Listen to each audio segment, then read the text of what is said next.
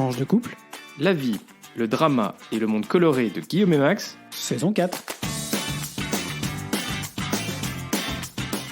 Bonjour, bonsoir, nous sommes Guillaume et Max et on vous souhaite la bienvenue dans ce 14e épisode de la saison 4 de Tranche de couple, épisode qu'on a choisi d'intituler Santé, sobriété.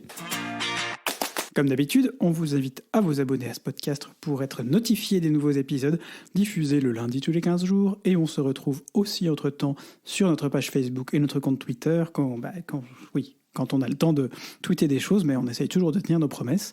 Toujours, notre nom, c'est Tranche, le chiffre de couple, comme le nom du podcast, ou par mail sur tranche, le chiffre de couple@gmail.com. Enfin, n'hésitez pas à partager cet épisode s'il vous a plu. Comme d'hab, on revient là-dessus à la fin de l'épisode. On commence tout de suite par notre rubrique Actu. Et Guillaume, c'est toi qui nous fais un petit point sur la guerre en Ukraine.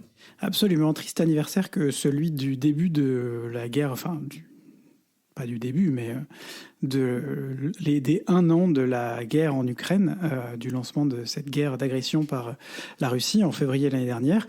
C'est l'occasion cependant de faire le point sur le conflit et d'essayer de comprendre ce qui pourrait se passer dans les mois qui viennent.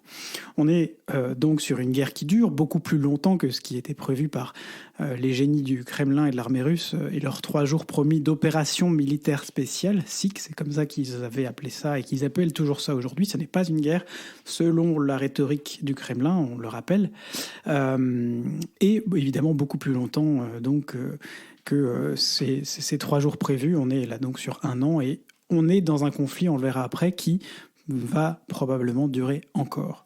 La place n'est clairement pas, en tout cas à ce jour, à la négociation. Personne n'en a envie. Tout le monde prétend, surtout les Russes en fait, prétendent qu'ils sont ouverts, mais en réalité, les Ukrainiens ne sont pas ouverts à la base de négociation même.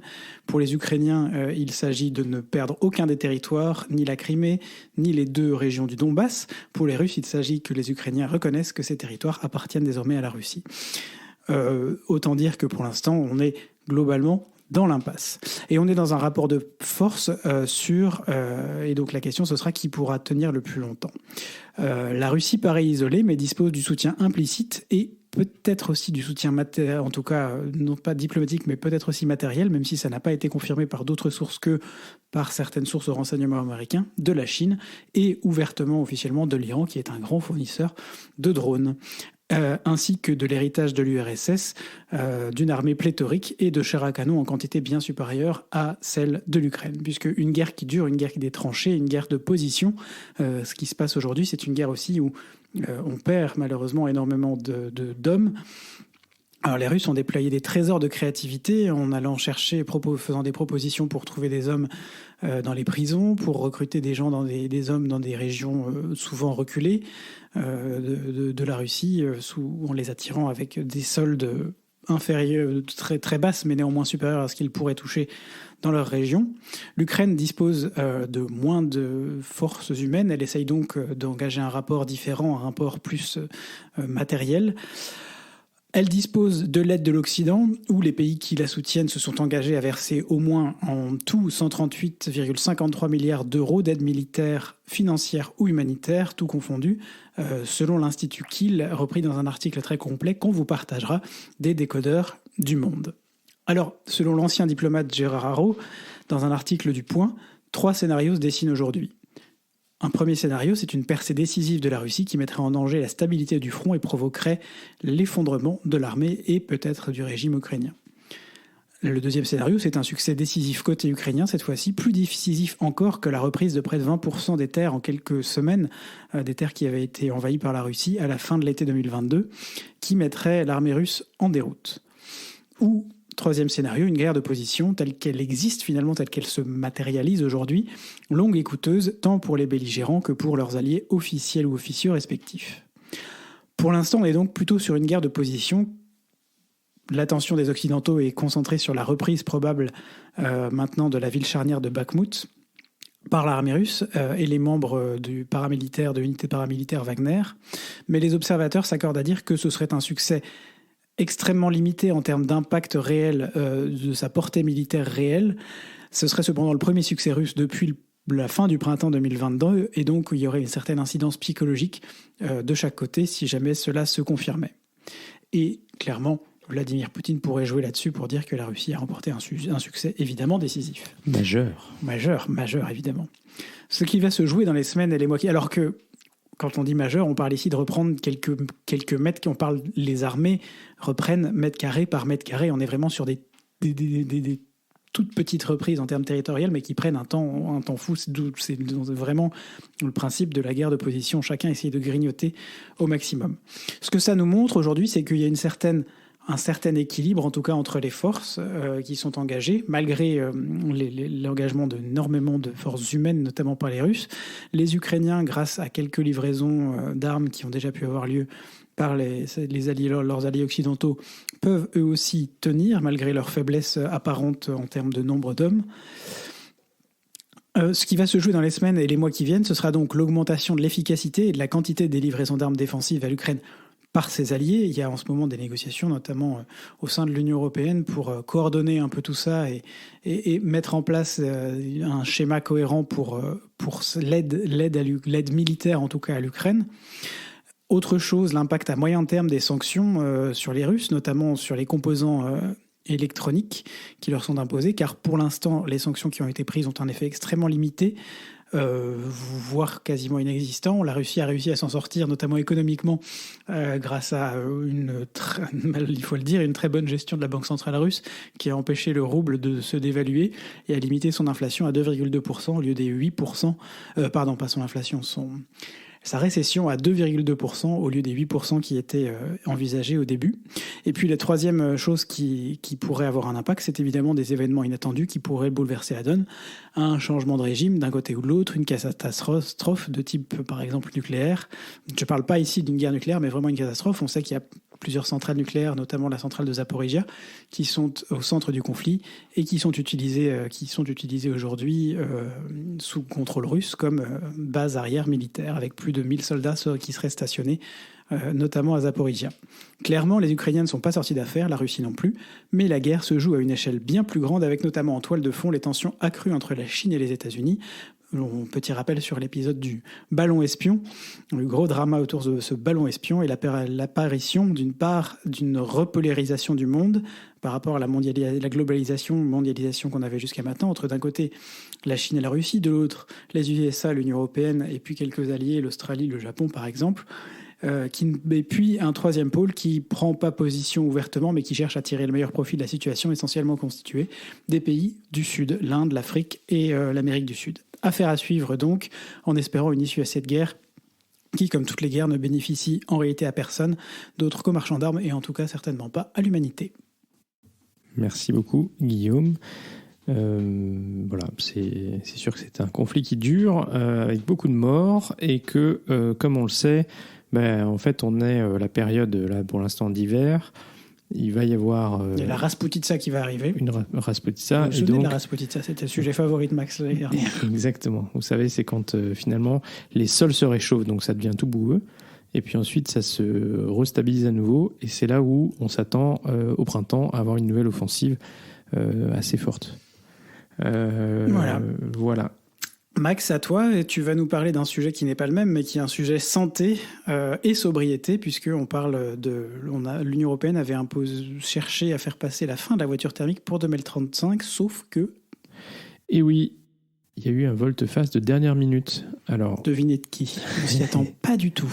Alors, je reviens en arrière. En février, s'est conclu le trilogue. Alors, vous vous souvenez, trilogue, on vous avait expliqué, c'est quand la Commission et le Parlement...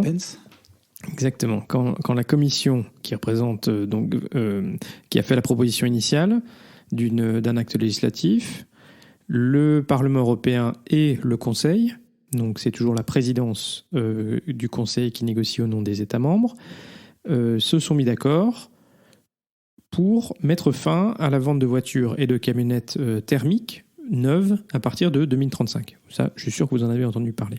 L'enjeu de cet accord historique, c'était de réduire drastiquement les émissions de CO2 des véhicules pour arrêter finalement les émissions de CO2 de véhicules neufs, et puis progressivement, au fur et à mesure que les voitures partent à la casse, diminuer pour arriver à zéro. Alors pourquoi est-ce que c'était important ? Parce que l'automobile représente aujourd'hui environ 15% des émissions de CO2 du continent, et les États membres se sont mis d'accord sur un objectif qui est de réduire les émissions de gaz à effet de serre de 55% d'ici 2030 par rapport à 1990 pour atteindre la neutralité carbone à l'horizon 2050. Donc ça, c'est la manière de parvenir aux accords de Paris. Donc c'est, à l'échelle de l'Union européenne, assez significatif. Donc la présidence suédoise, qui négocie au nom des États membres, et le Parlement se sont donc mis d'accord mi-février sur un texte, mais formellement, il fallait ensuite que le texte soit approuvé par la plénière du Parlement européen et puis par le Conseil européen. Parce que forcément, dans ces trilogues, il y a des ajustements qui sont faits, donc chacun vérifie un petit peu avec les États membres pour le Conseil, la présidence, et avec les principaux protagonistes du Parlement, que les équilibres, en gros le compromis peut aller. On a eu cet accord, et donc il fallait que les deux formellement valident. Le Parlement européen a formellement voté le 14 février sur ce texte, et puis il était prévu que la semaine prochaine, le Conseil formellement valide ce texte. Alors il faut savoir que tous les États membres n'étaient pas enthousiastes sur le texte, parce que un certain nombre craignaient l'impact sur l'industrie automobile thermique. L'Italie avait, dès le départ, s'était opposée à cette décision de 2035, la Pologne également, et la Bulgarie avait dit qu'elle allait s'abstenir. Alors vous le savez, on vous a expliqué, deuxième petit rappel, le processus décisionnel de l'Union européenne au niveau des États membres, c'est la règle de la majorité qualifiée, qui est nécessaire pour qu'un texte soit adopté. Donc il faut que 55% des États, représentant au moins 65% de la population de l'Union européenne, votent favorablement. L'objectif de rajouter non pas seulement une majorité d'États membres, mais aussi une proportionnalité d'habitants, c'est pour éviter que des textes soient bloqués parce que des tout petits pays s'opposent à un texte.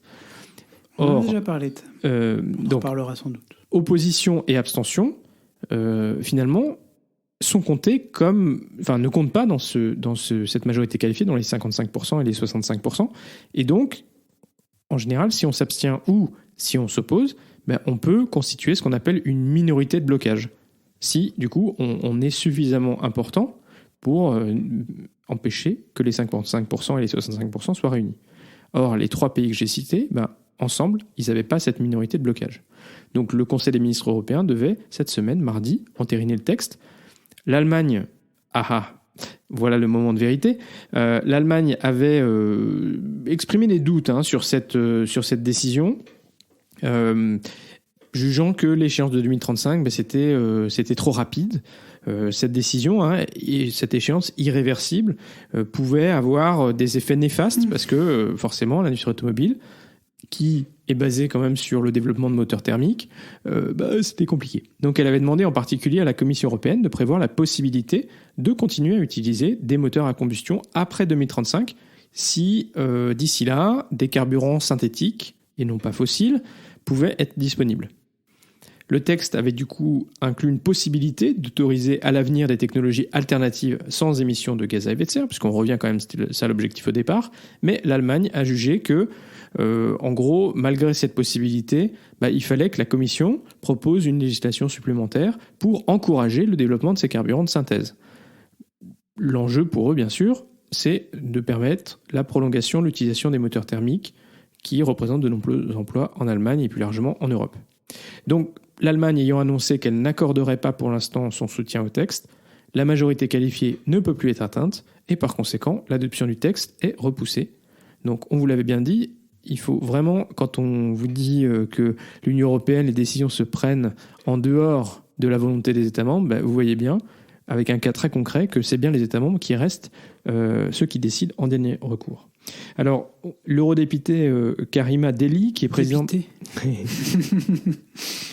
L'eurodéputée Karima Delli, qui est présidente de la commission transport au Parlement européen, a dénoncé du coup ce volte-face alors que le Conseil avait donné son accord sur ce texte lors du trilogue. ce qui avait ensuite conduit le Parlement européen à voter sur le texte en plénière le 14 février. Elle dénonce du coup une influence des lobbies sur le processus de décision européen et elle indique son incompréhension parce que les industriels européens, eux, ils ont déjà tous anticipé cette décision en annonçant qu'ils basculeraient dans le 100% électrique dès 2030. Forcément, ils ne veulent pas se retrouver à continuer à faire des investissements dans les moteurs thermiques, dans des nouvelles voitures, jusqu'à 2035. Parce que s'ils n'arrivent pas à tout vendre, du coup, ils se retrouvent avec des stocks qui seront invendables en Europe.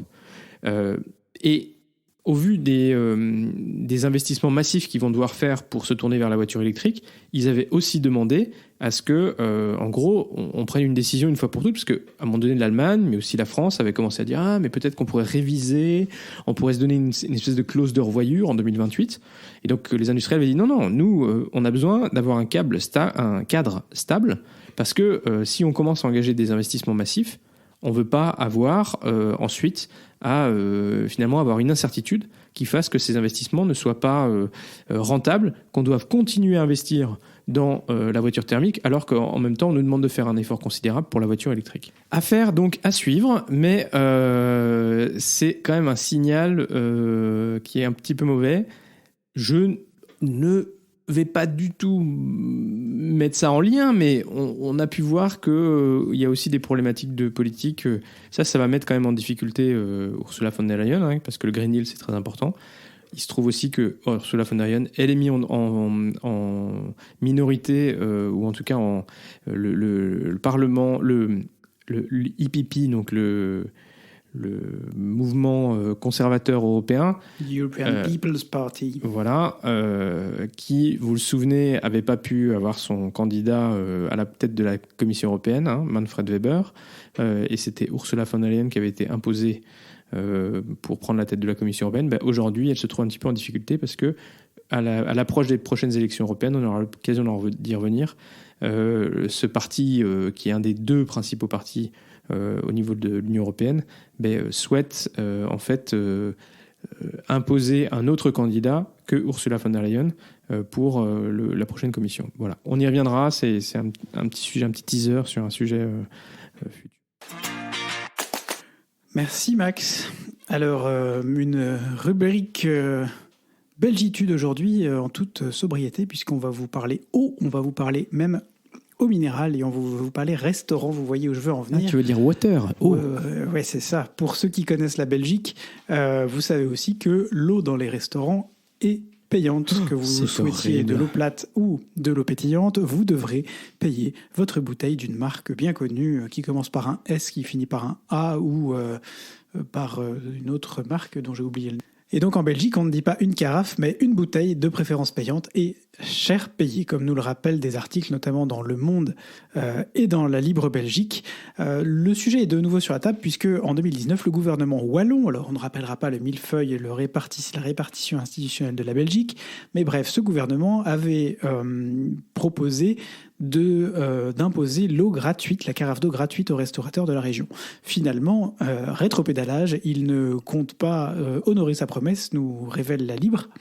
Alors ils expliquent qu'à l'époque, l'idée était de démocratiser l'accès à l'eau. Mais qu'aujourd'hui, dans un contexte difficile, on ne veut pas imposer cet élément de contrainte pour les restaurants et les cafés. Explique-t-il. Il n'exclut pas non plus que ça revienne à l'ordre du jour. Ce qu'il faut savoir derrière, c'est qu'une bouteille d'eau, qui est souvent achetée autour de 80 centimes par les restaurateurs, aux plates ou aux pétillantes, peut être revendue 1, 2, 5, 10 fois plus cher dans les restaurants. Alors, c'est naturellement un problème pour les restaurateurs qui, si l'eau devenait gratuite, comme c'est le cas aujourd'hui en France, au Royaume-Uni, dans certaines régions en Allemagne, en Italie aussi, je crois, perdraient du coup une partie de leur chiffre d'affaires. C'est aussi un problème pour les producteurs d'eau qui perdraient également une partie du chiffre d'affaires estimé à environ 30% pour les restaurants et les cafés. Cependant, cette idée de rendre l'eau gratuite, en tout cas l'eau du robinet gratuite, dans les restaurants a du sens, puisque ça permettrait d'une part d'économiser, alors certes, il faudrait aider l'industrie de production de minéral en bouteille, mais de limiter les gaspillages et les bouteilles d'eau vendues. On rappelle que l'eau vendue en bouteille par rapport à l'eau du robinet est parfois 100 fois plus chère au litre. Et puis, ça permettrait également aux gens de se concentrer quand ils vont au restaurant sur qu'est-ce qu'ils veulent manger et de ne pas forcément s'attarder sur qu'est-ce qu'ils veulent boire, en tout cas sur l'addition, et donc de faire augmenter l'addition alimentaire, disons, laissée dans les restaurants. C'est un débat ouvert, c'est une grande question en Belgique, c'est une question sensible, vous l'aurez compris. Et ça encourage en plus la consommation d'alcool parce que quitte à payer ta boisson, du coup... Oui, c'est ça. Quitte à payer ta boisson, tu vas te payer une bouteille d'eau plutôt que de payer une bière, par exemple. Voilà, ça fait partie d'un tout. L'inverse. Quoi ? Tu vas plutôt te payer une bière plutôt qu'une bouteille d'eau. Oui, c'est ça, absolument. Voilà, c'était un petit retour sur la carafe belge payante. Qui a failli devenir gratuite et qui donc n'est pas gratuite. Ne le deviendra pas. À faire, à suivre, en tout cas, sobriété, buvez de l'eau. Voilà, 1,5 litre par jour minimum. On passe du coup sans transition à un sujet, donc à notre santé, rubrique, sobriété. À notre rubrique vie de couple, santé, sobriété, et du coup, sans surprise, on va vous parler de notre expérience de la tournée minérale, qui bien sûr n'a pas le même nom que Dry January, mais qui janvier sec veut dire la même chose, s'abstenir de consommer des boissons alcoolisées pendant un mois. Sauf que les Belges sont vachement plus malins. Exactement, parce que vous aurez bien compris qu'au mois de janvier, il y a 31 jours, alors qu'au mois de février, il n'y en a que 28, voire 29 quand c'est une année bissextile. Donc on a gagné 2 jours sur notre tournée minérale. On avait déjà fait l'expérience il y a 2 ans, non il y a 4 ans, pardon, en 2019. Ils doivent se dire, c'est des gros alcoolos, pourquoi ont-ils besoin de faire une tournée minérale ? Mais non, même pas, mais je ne sais pas pourquoi. On a décidé ça sur un coin de table un matin au petit-déj. Il faut se méfier des conneries qu'on peut sortir au petit-déj le matin. Méfiez-vous. Il y a quelques épisodes en arrière, je vous rappelais que moi, il ne fallait pas me parler au petit-déj. Voilà, on y arrive. Il ne fallait pas me parler au petit-déj. Il ne faut pas me faire des propositions de ce type non plus parce que je risque de dire oui. Et donc là, je pense que genre le 30 ou voire le 31 janvier, on a dit bon, on le fait ou on le fait pas ? Ok, on essaye. On n'avait rien de prévu de trop social. Il n'y a que 2-3 jours où c'était un peu social et où du coup c'était un peu bizarre. J'ai découvert la bière sans alcool en Angleterre, c'est pas si mauvais. Hein. Bon, c'est ça, voilà, mais. En plus, il faut quand même dire qu'on a respecté cette année, on n'a même pas bu de cidre, parce que je crois que la dernière fois. Il y a 4 ans, on s'était accordé un peu de cidre une fois de temps en temps, mais c'est triché, et là on n'a pas triché. Et du coup, on a quand même fait une raclette quand même sans alcool. Et ça, c'était triste quand même. Un peu, faut dire. La raclette est très bonne. Hein. Bon fromage, bonne charcuterie. Oui, c'est aussi la période des raclettes d'ailleurs. Hein. D'ailleurs, on n'en a pas fait beaucoup. Il nous en reste. Non, ouais. Et on n'a pas fait de fondue non plus beaucoup. Ah, on a de quoi faire de la Ligo aussi. Pardon, on vous raconte notre vie, mais bon, c'est un peu alors voilà, on fait ce qu'on veut. C'est le côté épicurien de Guillaume et Max. Voilà. Surtout le côté local. Venez nous voir. On a des bonnes petites choses. On a aussi notre noix de jambon qu'il faut qu'on termine. Enfin, bon. Oui, parce qu'on risque de retourner du coup en Auvergne cet été, alors ça serait dommage de pas au bout d'un an et demi, ça serait bien que la noix de jambon elle soit terminée quand même aussi. C'est pas faux. Elle est salée et elle est excellente. Elle est excellente. Elle fond dans la bouche maintenant. Voilà, ça vous donne envie de venir nous voir. Et en plus, on a un frigo à vin qui est plein. Donc venez nous voir. Venez nous voir. Enfin, si vous arrivez à trouver un petit créneau avec nous, parce que bon, on continue d'être assez chargé quand même dans mais vous pouvez venir nous voir. Vous me verrez pas beaucoup moi parce que je bosse pas mal le week-end, mais Max il sera content d'avoir de la compagnie du coup. Hein. Il veut pas de chat, et du coup il n'y a pas de compagnie le week-end. Oh my goodness. Alors deuxième petit sujet vie de couple. C'est simple. Drag Race arrive en Belgique. Is back. Et Drag Race a commencé sa première édition. Première saison en Belgique. Guillaume, tu nous rappelles Drag Race du coup rapidement ? Je crois qu'on en avait déjà parlé. On en a déjà parlé, il me semble. Le concept de Drag Race, c'est donc une compétition de drag queen avec en général une drag queen. Queen en présidente de jury et puis une dizaine de drag queens locales belges en l'occurrence, qui sont en compétition. Elles doivent réagir vite sur des thématiques, faire une petite vidéo par exemple sur un sujet imposé. Un des premiers épisodes, c'était les légumes, donc il y en a qui sont tombés, ou c'était les spécialités belges, il y en a qui sont tombés sur la gaufre, ok, fine. Il y en a qui sont tombés sur le chicon, sur l'endive. Alors là, va faire une vidéo sur l'endive, mais voilà, c'est des choses un peu, des moments un peu créatifs. Il y a aussi un passage sur le podium où elles doivent défiler sur une thématique. Je crois que la thématique la dernière fois c'était noir, jaune, rouge, les couleurs du drapeau belge, la thématique d'un des premiers épisodes. Voilà, c'est une bonne soirée, ça dure 1 heure, c'est un chouette format. Ça permet aussi de faire découvrir cet art du drag queen que on connaissait mal avant que Drag Race arrive en France, qu'on connaît du coup maintenant un peu mieux. Et puis, ce que je trouve tout à fait touchant, parce que ça fait partie du concept aussi, c'est que du coup, on l'a vu dans la saison française, ces performeurs nous racontent aussi un peu l'envers du décor et souvent il y a eu des histoires un petit peu cabossées, des difficultés, des challenges. Il y a un des artistes qui nous racontait que il avait été globalement mis dehors, ou en tout cas qu'il n'était plus en contact avec sa famille depuis une dizaine d'années ou 15 ans. Et voilà, c'est aussi des réalités touchantes, et je trouve que au-delà de nous divertir, c'est bien aussi que ce genre de programme mettre en lumière des sujets importants d'actualité. Et on l'avait déjà vu dans la saison française aussi.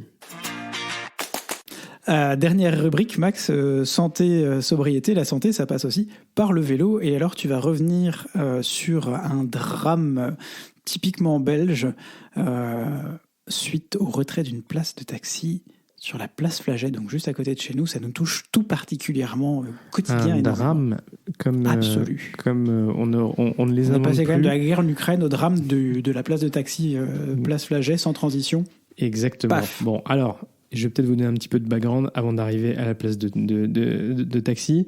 Effectivement, la région bruxelloise, dans le cadre de son plan Good Move, qui vise à favoriser les mobilités douces et la réduction de la place de la voiture en ville, a mis en œuvre un certain nombre de mesures. Et après l'installation de pistes cyclables, de voies cyclables, d'une zone 30 sur l'intégralité de la capitale de Bruxelles. De Corona-piste pendant le Corona. Voilà, mais aussi maintenant du coup des choses plus permanentes, c'est le principe du plan Good Move. La prochaine étape concerne les places de stationnement. Alors concrètement, ils vont supprimer 150 places de stationnement dans les rues et les remplacer par 1 millier d'emplacements de stationnement vélo. Vous voyez quand même le ratio, c'est pas mal. Really ? 150 places ? Ouais, l'objectif c'est mais déjà 150 places, il y a des levées de boucliers. L'objectif c'est de reporter en fait ces places dans la rue, sur l'espace public, dans des parkings, pour que, en disant l'espace dans la rue il appartient à tout le monde. Avoir des véhicules qui sont stationnés en permanence, on en parlait par rapport à notre propre véhicule. Voilà. Donc il s'agit de proposer bien sûr davantage de places de stationnement vélo, ce qui est absolument nécessaire parce que à Bruxelles le nombre de cyclistes quotidiens a explosé et continue d'exploser. Mais il y a aussi un autre objectif derrière, c'est d'accroître la sécurité des piétons. En effet, la ministre de la Mobilité à Bruxelles a révélé que 46 personnes sont tuées ou gravement blessées à hauteur des passages piétons chaque année. Et par conséquent, l'objectif va être d'éliminer les places de stationnement à proximité des passages piétons. Donc pour ce faire, les règles communales ont été adaptées pour assurer une bonne visibilité mutuelle entre piétons et véhicules en mouvement. Il y a une règle qui a été mise en service pour dire qu'il faut rendre physiquement impossible le stationnement de voitures, camionnettes ou camions hors chaussée, 5 mètres en amont de passage pour piétons. Et du coup, les gestionnaires de voiries communales vont aussi mettre en place ces règles. Et tout ça n'est pas sans créer de tension, et c'est là où on arrive à l'anecdote, Guillaume, que tu mentionnais.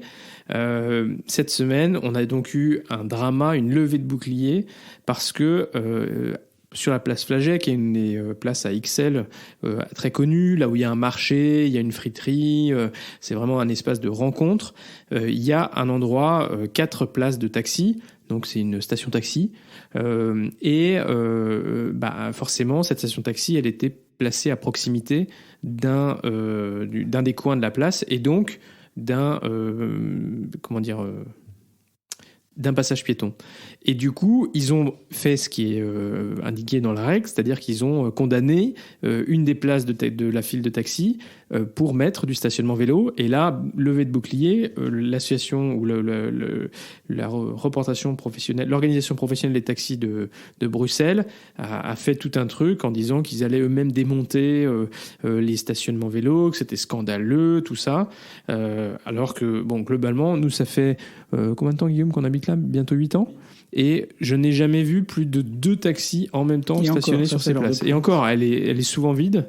Et il y en a parfois un, voire 2. Il y a plus de voitures qui ne sont pas des taxis qui se stationnent. Oui, non, exactement. Parce qu'en plus, c'est à proximité de la librairie, à proximité de la friterie. Donc il y a souvent des voitures qui se... Voilà. Mais en tout cas, voilà. Donc finalement, il semble que les choses rentrent dans l'ordre parce que le gouvernement ou l'administration bruxelloise a décidé de leur donner une place un petit peu plus loin pour compléter. Mais quand même, on est un peu...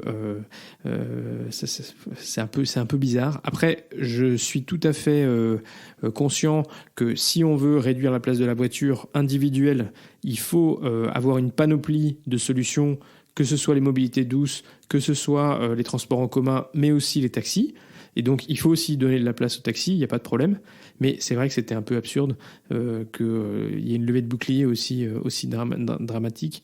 Voilà. Mais bon, on est à Bruxelles. Voilà, ça nous a fait sourire, on s'est dit qu'on pouvait vous en parler. Et en tout cas, sur le principe, on trouve que c'est une très bonne idée, effectivement, de ne pas avoir des voitures garées à proximité des passages piétons, parce que quand on est piéton, on ne voit pas très bien la route, et on ne voit pas s'il y a des véhicules qui arrivent. Et puis à l'inverse, les conducteurs, ils ne nous voient pas aussi attendre. Et donc parfois, on est surpris au dernier moment de trouver des piétons. Et c'est là où il y a des solutions, il y a des situations dangereuses. Tout à fait. Merci Max. Ben voilà, c'est déjà la fin de ce 14e épisode de la saison 4 du coup, santé, sobriété. Si vous êtes arrivé au bout, bravo et merci. On est très heureux de vous compter parmi nos auditeurs. On en est déjà à plus de 4700 téléchargements de ce podcast, donc c'est quand même pas mal, et ça continue d'augmenter. On sait que vous prenez un peu votre temps parfois. J'allais dire, oui, on sait qu'il y en a qui vont écouter ce podcast dans 3 semaines. Voilà, vous allez être en décalage, quoi, les gars. On essaie de faire des sujets d'actu. Je suis pas sûr que ce soit encore brûlant. Enfin, s'il y en a certains qui vont rester, mais... peut-être que d'ici là, l'Allemagne aura décidé de valider le truc. Bon, la guerre en Ukraine, malheureusement, voilà.